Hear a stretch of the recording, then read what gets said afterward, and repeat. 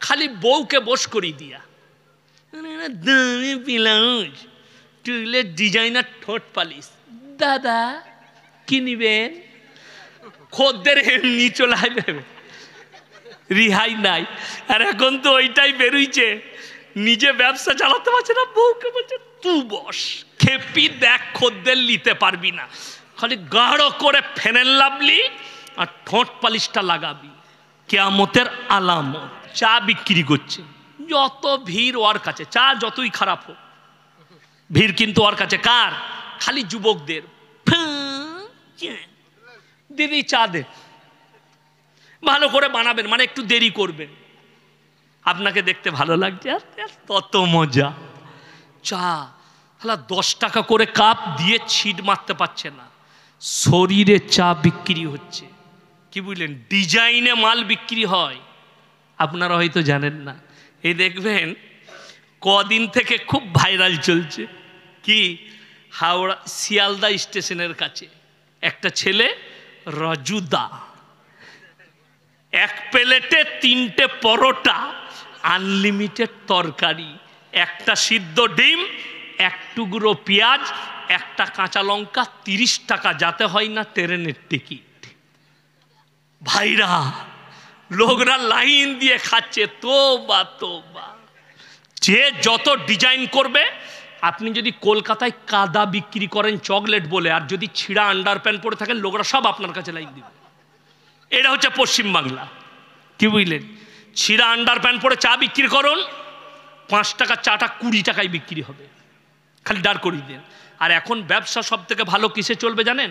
খালি বউকে বস করিয়ে দিয়া দামি ব্লাউজ, টুলের ডিজাইনার ঠোঁট পালিশ।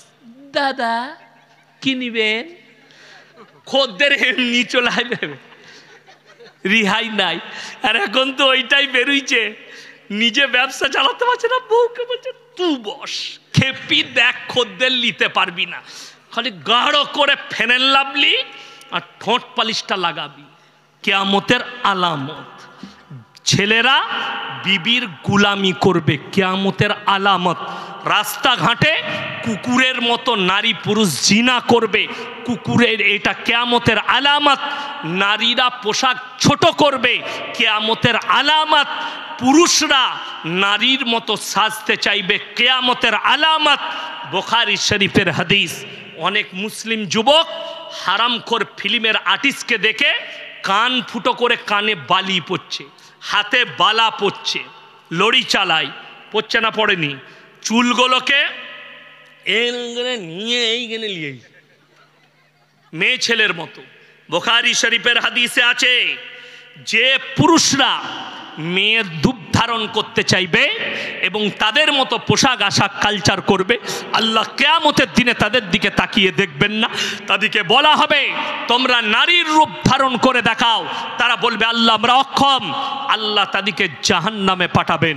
যে নারীরা পুরুষের মতো রূপ ধারণ করতে চাইবে, ছোট চুল, জিন্সের প্যান্ট আর গেঞ্জি, এমন যাচ্ছে মালদা রেল স্টেশনে, মনে হচ্ছে যেন দুলা ভাই যাচ্ছে, পেছন থেকে ববিকার চুল, ছোট প্যান্ট, এরা মনে করছে এটা মডেলিং। হে আমার মায়েরা বোনেরা, ছোট পোশাক পরাটা যদি মডেলিং হয়, জেনে রেখে দিবেন ইসলামের সব থেকে, এই দেশের সব থেকে বড় মডেলিং হচ্ছে কুত্তাগুলো, যারা কোনো পোশাকই পরে না। তোমার যদি ছোট পোশাকটা মডেলিং হয়, যদি বলো কোরআন কি বলছে, ওয়াদরিব খুমুরহিন্না আলা জুনুবিহিন, হে নারী তুমি পর্দা নির্ধারিত করো, তোমরা কোনোদিন ধর্ষিতা হবে না, তোমরা কোনোদিন লাঞ্ছিত হবে না। এটা ইসলাম বলছি, এটা শরীয়ত বলছি আপনাকে। আমার মা আমার বোন নিজেদিকে ঢেকেলেন। আজকে বেঈমান কাফেররা কিরকম ঠান্ডা মাথায় ইমানকে ধ্বংস করছে। পুরুষদের এমন প্যান্ট তৈরি করেছে ছেলেদের, টাকনুর নিচে চলে যাবে। ঠিক বললাম না ভুল? অথচ হাদিসে আছে, বুখারী শরীফের হাদিসে, পুরুষরা টাকনুর ওপরে কাপড় পরবে। এমন এমন প্যান্ট বেরিয়েছে, নামাজ হবে না। আমি একবার গত বছরে মুম্বাই যাচ্ছি, বোর্ডিং পাস করাবো, দাঁড়িয়ে আছি আমি কলকাতা এয়ারপোর্টে, আর লাইনে আছি। আমার সামনে যে ছেলেটা আছে, যদিও সে মুসলিমই ছিল, এমন প্যান্ট পরেছে মনে হচ্ছে খুলে পড়ে যাবে, আমি তাকে বললাম ভাইয়া थोड़ा ऊपर कर लो खुल जाएगा। बोले नहीं हजरत ये डिजाइन है। बोले साला ऐसा भी डिजाइन का पैंट निकल गया। আমি তো ভয় খেয়ে চাল্লা এরকমও ডিজাইনের প্যান্ট। এরপর বলুন ওই প্যান্টটা পরেও যদি নামাজ পড়ে আর ওর পেছনে যে থাকবে তার আর নামাজ হবে? ও তো সিজদায় গেলেই আলী বাবার গুফা দেখতে পাবে, নামাজ শেষ। হারাম, ওই ধরনের প্যান্ট পরা হারাম। আর বেঈমান কাফেররা এই চালটাই চলেছে, এদের ঈমান যেন ধ্বংস হয়ে যায়, এদের ঈমান যেন মাটির তলে মিশে যায়, এরা এমন পোশাক আশাক পরে যেন এদের পা এদের শরীর জাহান্নামের আগুনে জ্বলে। যে অংশটা ঢাকা থাকবে মাথায় রাখবেন সেই অংশটা জাহান্নামের আগুনে জ্বলবে। আগে চলুন, মায়ের দিকে বলছি, এমন পোশাক তৈরি করছে বেঈমান কাফেররা। এখন মেয়েরা এই জায়গায় সালোয়ার পরছে এরকম, ঠিক বললাম না ভুল বললাম? এরকম ওপরে বেঈমান কাফেররা তৈরি করেছে। কিছু কিছু মেয়ে আবার এইখানে কালো সুতো বাঁধছে। এটা কেন বেঁধেছিল? বলে লজ্জা লাগবে না, গলায় দড়ি বাঁধলো মরবি না। শুধু শুধু ওর থেকে বড় শিরক আর কিছু নেই। কথা বলুন, দড়ি বেঁধে মানুষের নজর হাঁটে, বড় কষ্ট লাগে। নাউজবিল্লাহ। এই ধরনের কথা বলা, এই ধরনের ব্যবহার করা, শুনে নাও, ওই মেয়েটা যারা পায়ের অঙ্গ বার করবে, মেয়েদের জন্য বুখারী শরীফের হাদিসে এসছে টাকনুন নিচে পর্যন্ত কাপড় পরবে, তাদের পায়ের অংশ যেন দেখা না যায়। যে মেয়েরা পায়ের অংশ বার করে রেখে দিবে ওই জায়গাটা জাহান্নামের আগুনে জ্বালানো হবে। দুটো কারণে জ্বলবে, এক হচ্ছে রাসূলের হাদিসকে অমান্য করা, দ্বিতীয় হচ্ছে ওই অংশটা দেখার পরে যে পুরুষদের মনে জিনার ওয়াসওয়াসা আসবে সেই পাপটা সম্পূর্ণ তাদের মাথায় চাপবে। আজকে বড় কষ্ট লাগে, বেঈমান কাফেররা ওটাই চেয়েছে। এই দেখুন পহেলা জানুয়ারি আসবে, পহেলা জানুয়ারিতে মুসলমানরা ফিস্টি করে না? করে না? যদুপুরের লোকরা করবে না, ওরা ভালো, তাই না? ডিজে বক্স বাজিয়ে হারাম। ডিজে বক্স বাজিয়ে শুধু নয়, যদি বিনা বক্সে যদি ফিস্টি করেন পহেলা জানুয়ারি হারাম। 25শে ডিসেম্বর যে মুসলিমরা পালন করবে হারাম। যদি বলেন কোরআনের কোথায় আছে গায়রিল মাগজুবি আলাইহিম ওয়ালাদ দাল্লিন, মাগজুম মানে ইহুদি আর দাল্লিন মানে নাসারা, এই দুটো দলই পদভ্রষ্ট, আর এদের যারা অনুসারী হবে তারাও পদভ্রষ্ট হবে। 25শে ডিসেম্বর খ্রিস্টান ইহুদিদের, পহেলা জানুয়ারি ইহুদিদের, এই দুটোই দলই পদভ্রষ্ট। আর তোমরা এদের অনুসারী হয়েছো, তোমরাও কিয়ামতের দিনে পদভ্রষ্ট হবে। যদিও তোমার বাপ নামাজি হয়, যদিও তোমার মা নামাজি হয়, তুমি এই বাতিলের সঙ্গে যোগদান করার জন্যে তোমাকে পদভ্রষ্ট করা হবে কিয়ামতের দিনে। তোমার নামাজ ফাঁকা থাকবে, তোমার আমল ফাঁকা থাকবে, যেহেতু তুমি বেঈমান কাফেরের আখলাককে নিজের করে নিয়েছো। সবাই বাজবো তো? জোরে বলুন ইনশাআল্লাহ। ভেবে দেখুন তারা ঠান্ডা মাথায় কিভাবে আপনার আমার সন্তানকে জিনা করাচ্ছে, আপনি অনুভব করতে পারবেন না। আজকে যে আমি বলে দিই শুনেলেন, কিয়ামতের পূর্বে আমাদের সমাজে হারাম আওলাদে ভরে যাবে। মেয়েদের জন্য পর্দা করা ফরজ না ফরজ নয়? ফরজ। আমাদের সমাজে সব থেকে কম বেতন কার? মৌলী সাহেবদের। আপনি একটা জিনিস ভেবে দেখুন, আপনাদের গ্রামের মৌলী সাহেব, আমার মাদ্রাসায় 11,000 টাকা বেতন, আপনার কত? 8,000। কত ভাই? 11-12, মানে আমার লাইনই। ভেবে দেখুন, ইনি তাহলে নিশ্চয়ই মনে হয় লটারির টিকিট কাটে। কথা বলে না এরা? আমিও কাটি মনে হয়। নাউজবিল্লাহ। লটারি যদি হালাল হতো আমরা মৌলবীরা আগে কাটতাম তো। যেমন আমি কালকে বলেছি, ভাই যুবক ছেলেরা, তোমরা যারা আমাদের কাছে মৌলবীদের হুজুরদের কাছে যাও, আমি একটা মেয়েকে প্রেম করতাম, তাকে তাবিজ করে এনে দাও। তোমার বুদ্ধি নেই? তাবিজে যদি মেয়ে পাওয়া যেত আমরা মৌলবীরা কেউ গরিব হতাম? কথা বলে না? তাবিজে মেয়ে পাওয়া গেলে আমরা মৌলবীরা গরিব হতাম? আমরা খালি খোঁজ করতাম বাপের একটা বিটি কার আছে দেখ, আর গাদা টাকা, মার তাবিজ আর টেনে, ইমামতি লাগবে না। আমরা মৌলবীরা বুকা নাকি? খেপা পেয়েছেন?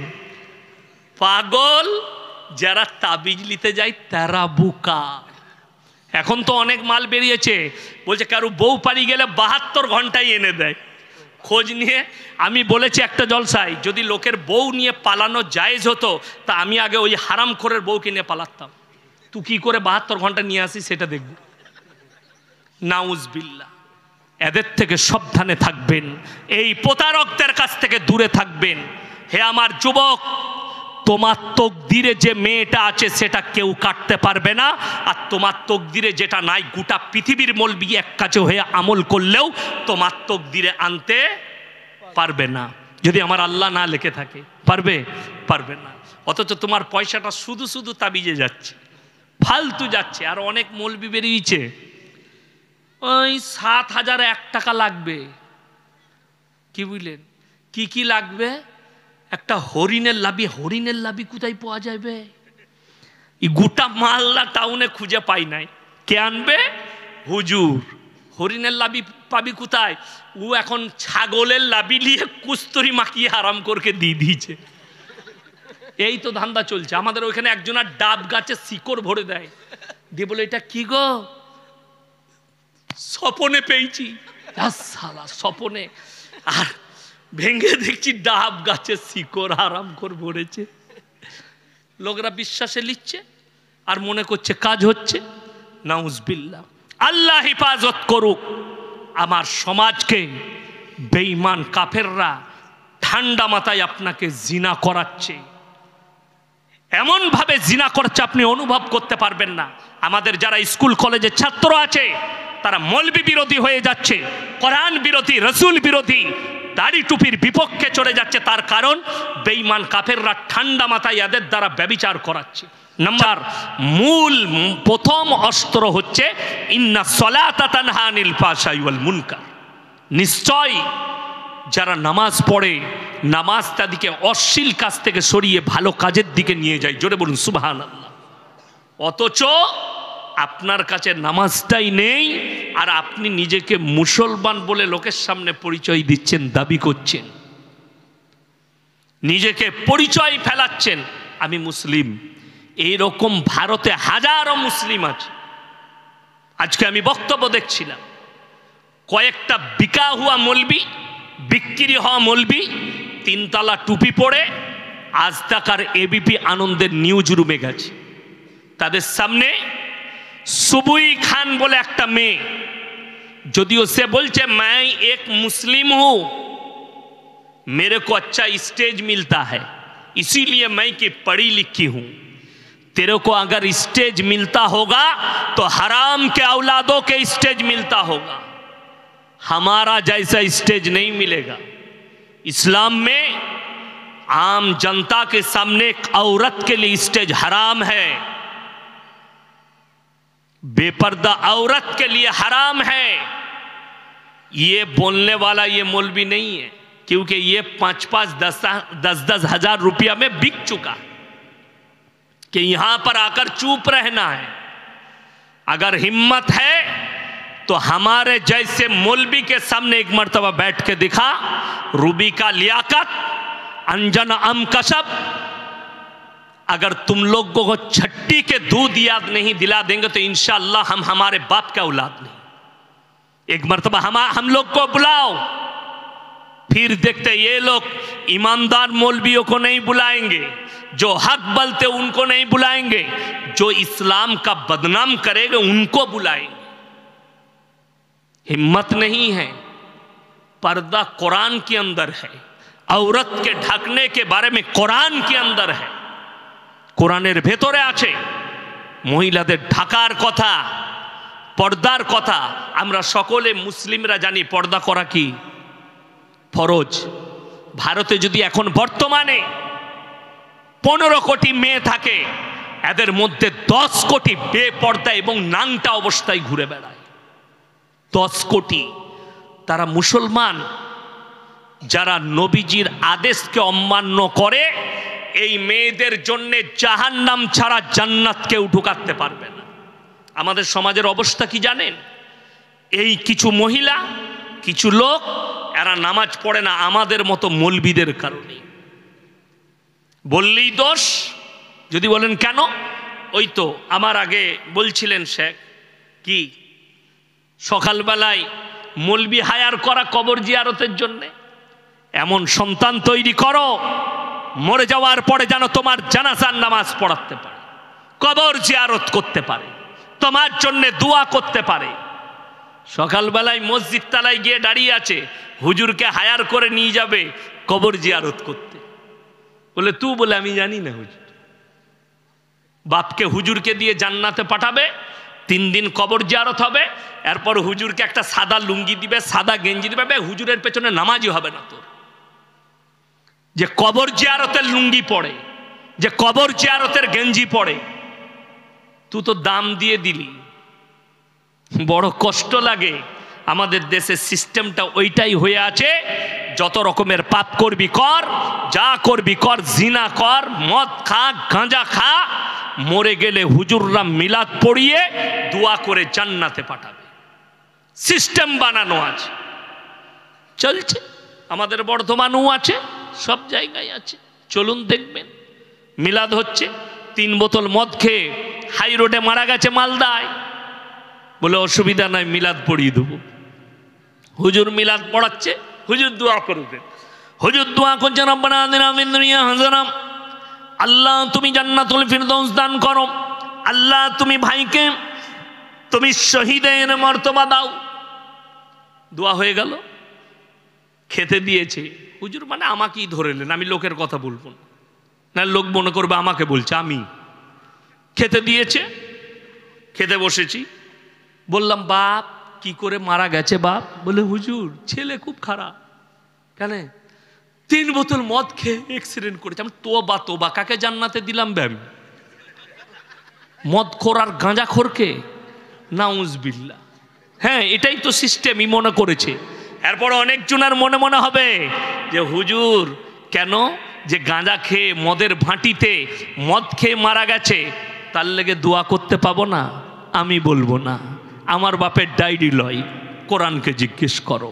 বুখারী শরীফের হাদিস, রাসূল আকরাম সাল্লাল্লাহু আলাইহি ওয়াসাল্লাম, সবাই বলুন না সাল্লাল্লাহু আলাইহি ওয়াসাল্লাম, নবীজির কাছে খবর এলো, ইয়া রাসূলুল্লাহ চাচা যান আপনার মৃত্যুর শয্যায় মারা যাবে। নবীজি ছুটলেন, চাচার হাতটা ধরে বললেন, চাচা একবার খালি কলমাটা পড়ে নাও, আমি কেঁদে কেঁদে ক্ষমা চাইব আল্লাহর কাছে, তোমার জন্যে কেঁদে কেঁদে ক্ষমা চাইব। নবীজির চাচার উত্তর এলো, আমি যদি বার্ধক্যে কলমা পড়ি, লোকে বলবে মৃত্যু ভয়ে কলমা পড়েছে, আমার বদনাম ছড়াবে, আমি কলমা পড়তে পারবো না। নাউজুবিল্লাহ বলে অস্বীকার হয়ে গেল। আল্লাহ আয়াত পাঠালেন, ইন্নাকা লা তাহদি মান আহবাবতা ওয়ালাকিন্নাল্লাহা ইয়াহদি মান ইয়াশা। হে আমার বিশ্ব নবী, পৃথিবীর মানুষকে বলে দাও, হিদায়েতের দপ্তরটা আমার আল্লাহর হাতে, আমার ইচ্ছা নেই তোমার চাচা কলমা পড়তে পারবে না, রসুলের চোখ দিয়ে পানি। তোমার চাচা কলমা পড়তে পারবে না, তুমি যত বলবে বলো। চাচা অস্বীকার করে দিয়েছেন, চাচা চলে গেলেন দুনিয়া থেকে। নবীজি সাল্লাল্লাহু আলাইহি সাল্লাম দোয়া শুরু করলেন, আল্লাহ তুমি ক্ষমা করে দাও আমার চাচা জানকে, আমার চাচা জানকে ক্ষমা করো। আল্লাহ সঙ্গে সঙ্গে আয়াত পাঠালেন, যখন নবীজি চাচার জন্য দোয়া চাইছেন, আল্লাহ দুজনকে নসিহত করে দিলেন, এক মুমিন এক নবী। মা কানা লিন-নবী ওয়াল্লাযীনা আমানু আইয়াস্তাগফিরু লিল মুশরিকিন ওয়ালাউ কানু উলি কুরবা। হে নবী এবং মুমিন, তোমরা দুজন শোনো, যারা মুশরিক হয়ে, বেঈমান কাফের হয়ে, বদ্দিন হয়ে মারা গেছে, তার জন্য দোয়া চাইতে পাবে না, যদিও তারা তোমাদের নিকটতম আত্মীয় হয়। নবীজির হাত নেমে গেল, চাচার জন্য দোয়া করা বন্ধ। তুমি কোন ক্ষেতের মলবি যে তুমি মাতালকে দোয়া করে জান্নাতে দিবে? তোমার হুজুর আগে মার খাবে, তারপরে তো তোমার আছি। চলুন আরো একটু আগে নিয়ে যাই। এটা তো আল্লাহর নবী বললাম। কিয়ামতের দিনে আমাদের অনেকের ধারণা একমাত্র এই মৌলবীদের ন্যাজ ধরলি পেরিয়ে যাবে। মাদ্রাসায় এসে অনেকজন উঠা বসা করে অফিসে, তো একজন আমার আব্বার ভাগ্নে হয়, আমরা ভাই বলি, ফুপুই তো ভাই, আব্বাজানকে মামা মামা করে সম্পর্ক। একদিন বলছে আমার চিন্তা নাই। বলো কেন? বলে আমার কি চিন্তা আছে, তুমি আছো, মামা আছে, কিয়ামতের দিনে জামার পেছনটা ধরে পেরিয়ে যাব।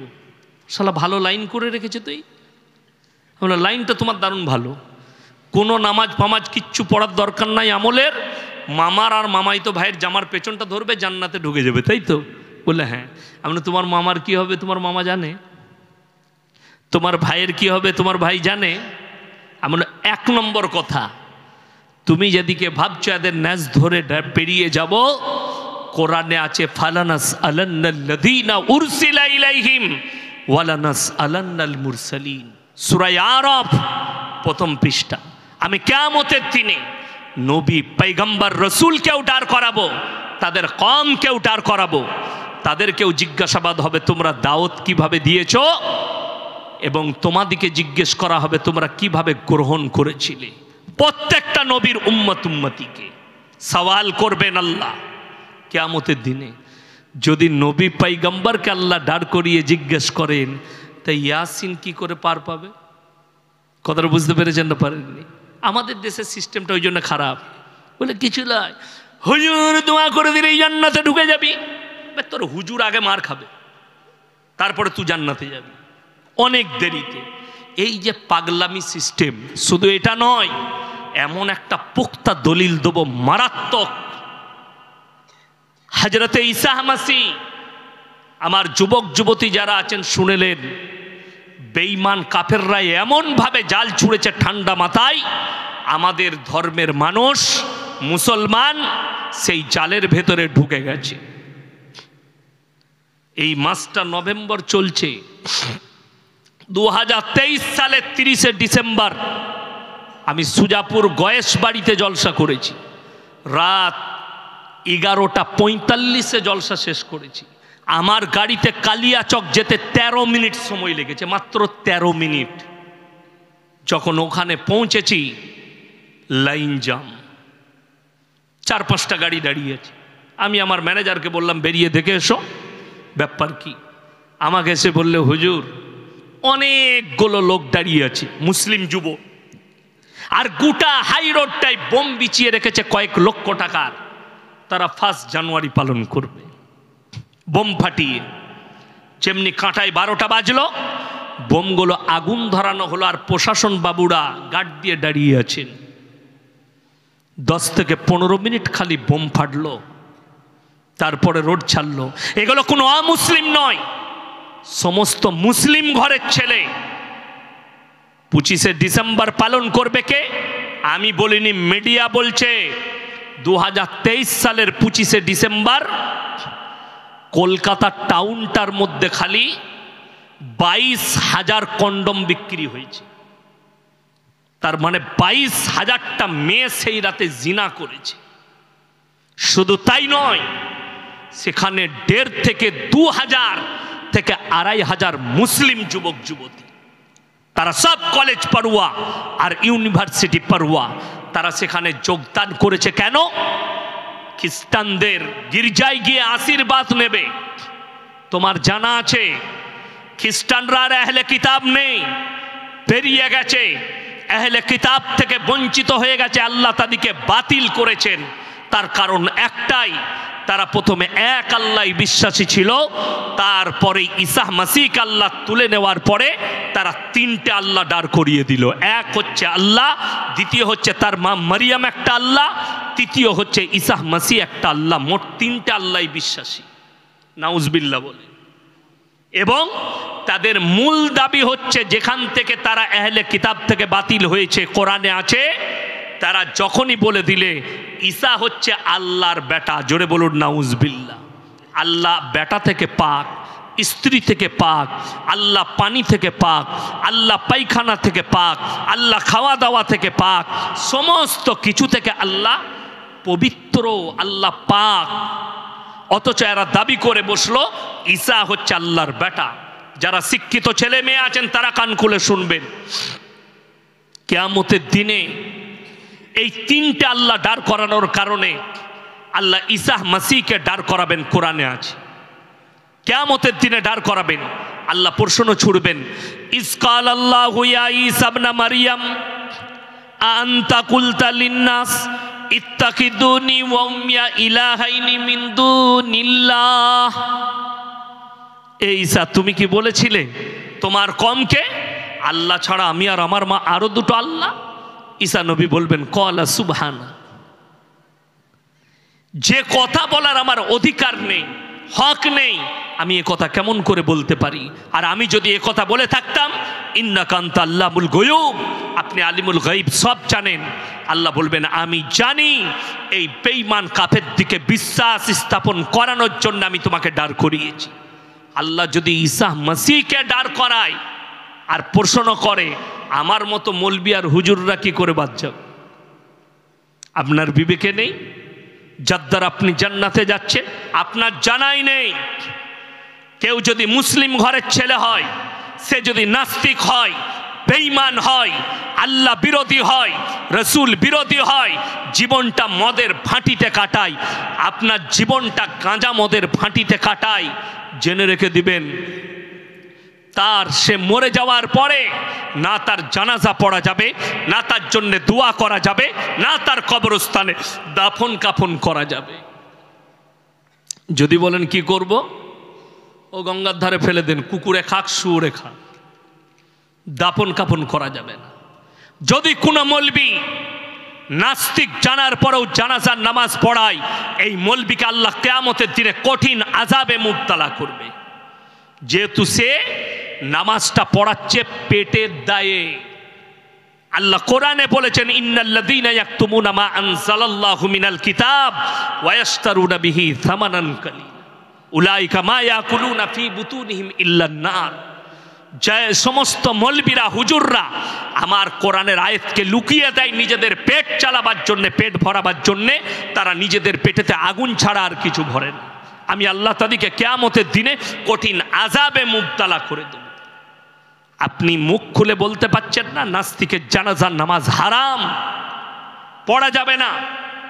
যদি প্রকাশ হয়ে যায় তার পরিবারের কাছে, বাম্মায়ের কাছে, সমাজের বুকে এটা নাস্তিক, যদিও সে মুসলমান ঘরে জন্ম, বলে তার জানাজা পড়া যাবে না, তার লেগে দোয়া করা যাবে না। তসলিমা নাসরিন বলেছে নিজেকে মুসলিম, এ যদি মারা যায় এর জানাজার নামাজ যে মৌলবি পড়াবে সেই মৌলবিকে আগে জাহান্নামে ধাকেলা হবে। আসাদ নূর এ হারামের আউলাদ যদি মরে যায়, কোন মৌলবি যদি আর জানাজার নামাজ পড়ায়, সেই মৌলবি আগে জাহান্নামে প্রবেশ করবে। এই নাস্তিকদের, বেঈমান কাফেরের জানাজার নামাজ পড়া যাবে না। এটা আগে আপনাকে জানতে হবে যে নাস্তিকের জানাজার নামাজ নেই, আল্লাহ বিরোধীর জানাজার নামাজ নেই। যদিও সে হাজি সাহেবের বেটা হোক, মৌলবীর বেটা হোক, সে কোনো মুহাদ্দিসের বেটা হোক, সে যদি রসুল বিরোধী হয়, কোরআন বিরোধী হয়, আল্লাহ বিরোধী হয়, না তার জানাজার নামাজ পড়া যাবে, না তাকে কবরস্থানে দাফন করা যাবে। এইটা হচ্ছে রসুলের আখলাক। আর তুমি বলছো মৌলবি হায়ার করে দোয়া করে জান্নাতে পাঠাবো। জীবনটা মদের ভাঁটিতে কাটিয়েছে, জীবনটা গাঁজার ভাঁটিতে কাটিয়েছে। ইমানদারির সঙ্গে বলুন তো, আমাদের অনেক লোক আছে মুসলমানদের, সকালবেলায় বিড়ি না খেলে তাদের হাগাই হয় না। ঠিক বললাম না ভুল বললাম? হ্যাঁ, সকালবেলায় অনেকজন আছে গুটকা না খেলে হাগা হয় না। ছিঁড়া হারাম করে মুখে গুটকা ভরবে, দিয়ে পায়খানা ঘরে ঢুকবে। জানেন আপনার হাদিসে আছে পায়খানা ঘরের ভেতরে কোনো জিনিস খাওয়া যাবে? রসুল নিষেধ করেছেন, সুন্নতের খিলাফ, ওখানে খাবার জায়গা নয়। অথচ মুসলমান পায়খানা ঘরে বিড়ি টানে ফুস ফুস করে। আর ই তো ফতোয়া পেয়ে গেছে, হুজুরকে জিজ্ঞেস করছে, হুজুর বিড়ি সিগারেট গুটকা খাওয়া কি? হুজুর বললে বাবা মাকরু। তোর হুজুর আগে মার খাবে। এই পানির বোতলটা দেন আমাকে। এই তো, এই দেখেন, এ ভালো করে বুঝবেন, এই পানির বোতল যেটা দিয়েছে এটাতে কমিটির লোক বললে বিষ মিশানো আছে, এটা আমার খাওয়া যাবে? কথা বলেন। জেনে শুনে খাওয়াটা কি? ওই জন্যই তো তোমাদের এই অবস্থা। হারাম। বুকামি আলাদা, বুকামি মানে পাগল সে, আর হারাম শব্দটা কি বললাম? হারাম। এটা মাথায় রাখবেন। কেউ আত্মহত্যা করা কি হারাম। তো বিষ জেনে শুনে পান করলে হারাম হবে না? হারাম। যেমন দেখবেন আমাদের দেশে গজল আছে, আর আমাদের মায়েরা কেউ যদি গজল পড়ে না, ও আর মানে দেখবে না, খালি গলাটা দেখবে, ও কি গলালো, দারুণ, কিন্তু কি বললেও জানে না। ওই জন্যই তো আমাদের দেশে অনেক মেয়েরা বলে সুরওয়ালা বক্তা নিয়ে আসবি, তো সুর বলবে, কি বললেন, গীত বলবে, গীত শুনতে পাবেন। আমার পরে আছে হজরত আলী, জমিয়ে দিবে, আমারই বন্ধু, খুব ভালো। যাই হোক, শুনবেন। তো এই 24 পরগনার একটা মেয়ে গজল পড়ছে, বিসমিল্লাহ বলে গিলাস তুলে গালে ঢেলে নিল, বিসমিল্লাহ রসিলাই বিষ পানি হয়ে গেল। এই প্রথম লফজটাই হচ্ছে হারাম শব্দ, ইসলাম বিরোধী, কোরআন হাদিস বিরোধী। জেনে শুনে যদি কেউ গিলাসটা ঢেলে লাই বিষের, হারাম। বিসমিল্লাহ বলে পড়ে খেলেও হারাম। এই যে কারেন্টের তার দেখছেন, এটা কারেন্ট আছে না নাই? আচ্ছা, আমি যদি বলি বর্তমান থেকে, এই যে আমার মতো অলি তোরা দেখিস না, আমি হাত দেবো, আমাকে শট মারবে না, ও চিনে এটা ইয়াসি, ওর কাজ হচ্ছে শট মারা, ঝাড়াম চালিয়ে বাচ্চা। কেউ যদি বলে আমি বিসমিল্লাহ পড়ে সাপের গর্তে হাত বললে, সাপ চুমু খাবে না কামড়াবে? কামড়াবে। কেন? সাপের গুণ হচ্ছে কামড়ানো। সাপের গুণ কি? কামড়ানো। অনেকজন যদি বলেন না হুজুর ভুল বলছেন, আল্লাহর অলি হলে তাকে কামড়াবে না, তো ঠিক আছে, তোমার অলি কোনটা আছে সেটাকে নিয়ে এসো, আমি একটা কেলে সাপের গর্তে তার হাতটা ভরব, সে কিরকম চুমু খায় সেটা দেখব। আপনারা ইমানদারির সঙ্গে বলবেন। আমি সেই জাহিলে মুরাক্কাব দিকে বলতে চাই, হযরতে আবু বকর সিদ্দিক রাদিয়াল্লাহু তাআলা আনহুর থেকে বড় ওলি কেউ হতে পারে না? হতে পারে পৃথিবীতে? কেউ হবে না। অবাক কথা বলছি, আল্লাহ নবী সাল্লাল্লাহু আলাইহি সাল্লাম যখন হিজরত করে চলে যাচ্ছেন, গুহার মধ্যে হযরতে আবু বকর সিদ্দিক রাদিয়াল্লাহু তাআলা আনহুর ডান রানেতে মাথাটা রেখে ঘুমাচ্ছেন নবীজি। হযরতে আবু বকর নিজের চাদরটা ছিঁড়ে ছিঁড়ে ছিদ্রগুলো বন্ধ করছেন গুহার, যাতে কোনো সাপ বিচ্ছু এসে নবীকে না দংশন করেন। এমন অবস্থায় এক গর্তের ভেতরে বিষধর সাপ ছিল, হযরতে আবু বকরকে দংশন করেছে। হযরত আবু বকর রাদিয়াল্লাহু তাআলা আনহুর চোখ দিয়ে পানি এসছে, একটা পানি রাসূল সাল্লাল্লাহু আলাইহি সাল্লামের চেহারায় পড়ে গেছে। নবীজি উঠে বসে গেলেন আর তাকিয়ে বললেন, হে আবু বকর, তোমার চোখে পানি? স্ত্রী পুত্র পরিজনকে মনে পড়ছে? বুকে জড়িয়ে বললেন, আল্লাহর কসম, আমি আমার স্ত্রী পুত্র পরিজনের থেকেও আল্লাহকে এবং আল্লাহর রসুলকে বেশি মহব্বত করি, ইসলামকে মহব্বত করি, দিনকে মহব্বত করি। আমাকে ইয়া রসুল আল্লাহ সাপে দংশন করেছে বলে আমি কাঁদছি। নবীজি মুখে থুতু লাগিয়েছে, রেওয়ায়তে আছে বিষ উদাও হয়ে গেছে। বলুন সুবহানাল্লাহ। এটা নবীর মুআজিজা আল্লাহর তরফ থেকে। কিন্তু যে সাপ হযরতে আবু বকরকে চিনতে পারেনি, সেই সাপ ইয়াসিনকে কি করে চিনবে? মিথ্যা কথা। আপনারা বলুন, এই পানিতে যদি বিষ মিশানো লেখা থাকে এখানে, এটা যদি পান করা হারাম হয়, যারা বিড়িখোর আছেন, গুটখাখোর আছেন, সিগারেটখোর আছেন, সিগারেটের প্যাকেটে, বিড়ির প্যাকেটে, গুটখার প্যাকেটে ক্যান্সারের কারণ লেখা আছে না নাই?